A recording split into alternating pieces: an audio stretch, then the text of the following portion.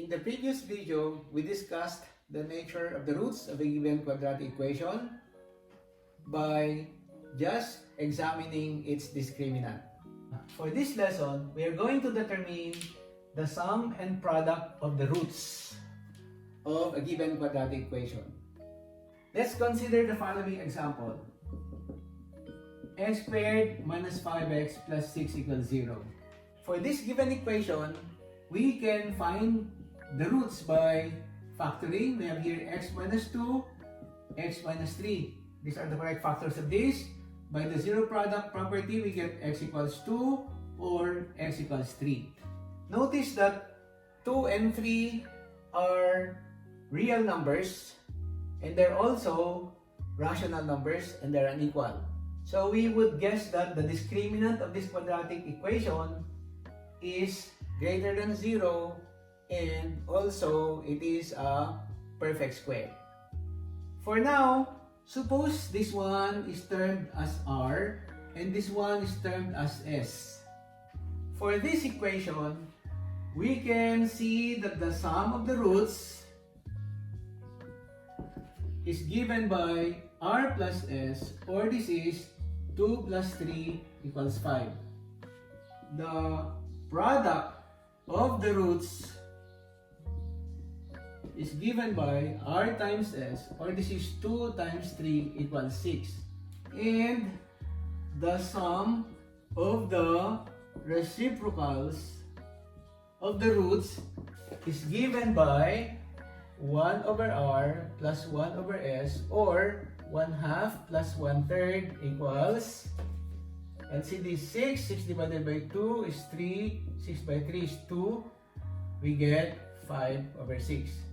So for this particular equation, the sum of the roots is 5, the product of the roots is 6, and the sum of the reciprocals of the roots is 5 over 6. We got this information by solving for the roots, but suppose we don't solve for the roots. How will we be able to know? By looking at the given equation, what will be the sum, the product, or the sum of the reciprocals of the roots? Okay, let's consider this equation again. A squared plus bx plus c equals 0, a not equal to 0, a, b, c element real. From the quadratic formula, the solution to this equation is given by negative b plus or minus square root of b squared minus 4ac all over 2a. Now, suppose we let the first root, the positive there, be equal to my r. So r will be negative b plus square root of b squared minus 4ac over 2a. And the next root is s. The negative portion of that will be negative b minus square root of b squared minus 4ac over 2a. If we add these two equations, we get r plus s here, r plus s, they have the same denominator, so I will get here 2a. And I will be adding the numerators. I will have here negative b plus negative b will give me negative 2b. And these two terms are actually additive inverses. One is positive square root of b squared minus 4ac, the other one is negative square root of b squared minus 4ac. From the property of additive inverses, the sum of these should be equal to 0.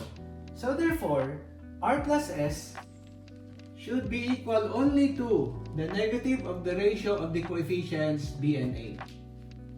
Therefore, the sum of the roots for that given equation can be found by just getting the negative of the ratio of the coefficient of x and the coefficient of x squared. Similarly, how will we have the product of the roots? So we get now r times s. From these equations again, r times s will now give me negative b plus square root of b squared minus 4ac times negative b minus square root of b squared minus 4ac all over 2a times 2a is what? 4a squared. Simplifying this expression on the right hand side, notice that this is the sum and the difference of two terms. You are multiplying the sum and the difference of two terms. Recall what you have had. If I have the sum and the difference of two terms, their product will just give me the product of the first terms and the product of the second terms. Or we had this model as the difference of two squares. The sum of a binomial multiplied to the difference of that same binomial, you will get a difference of two squares. So our binomial will now be this. This is my x plus y. This is my x minus y. Hence, my answer will just be the product of negative b and negative b will give me b squared. And then, this 1 times this, we will be able to have 2 factors of b squared minus 4ac in the radicand.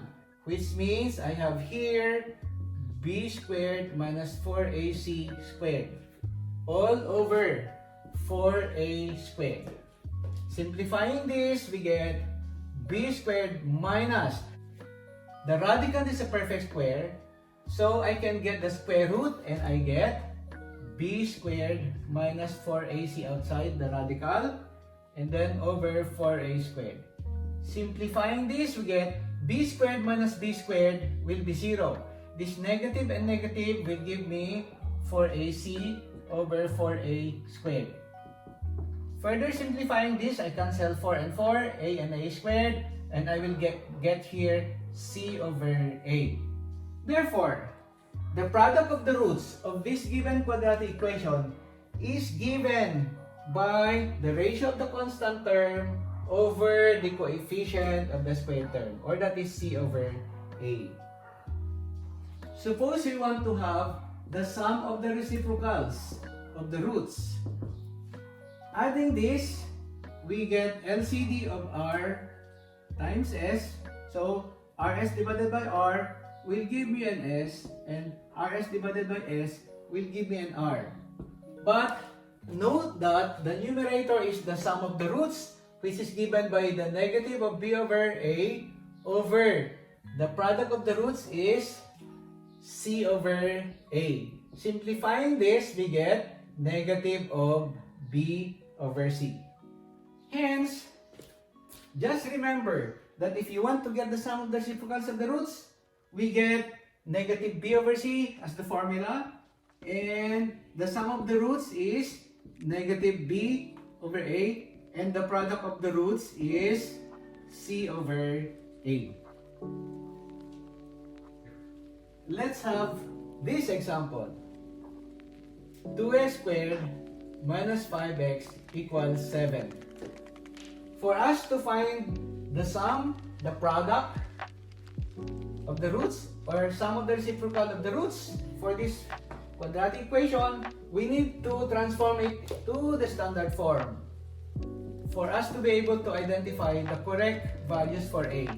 In this case, we have a equals 2, b equals negative 5, and c equals negative 7. So what will I have now? The sum of my roots, the product of my roots, and the sum of the reciprocals of my roots will be given by negative b over a, c over a, and negative of b over c. From this given here, we get a negative of negative 5 over 2 gives me 5 over 2. And the product is given by negative c over a will be negative 7 over 2, and that will be negative of the fraction 7 over 2. And the sum of the reciprocals will be negative of negative 5 over negative 7. Odd number of negatives will give me a negative in my answer, so we get 5 over 7. That ends our discussion on the sum and product of the roots of a given quadratic equation. Good morning.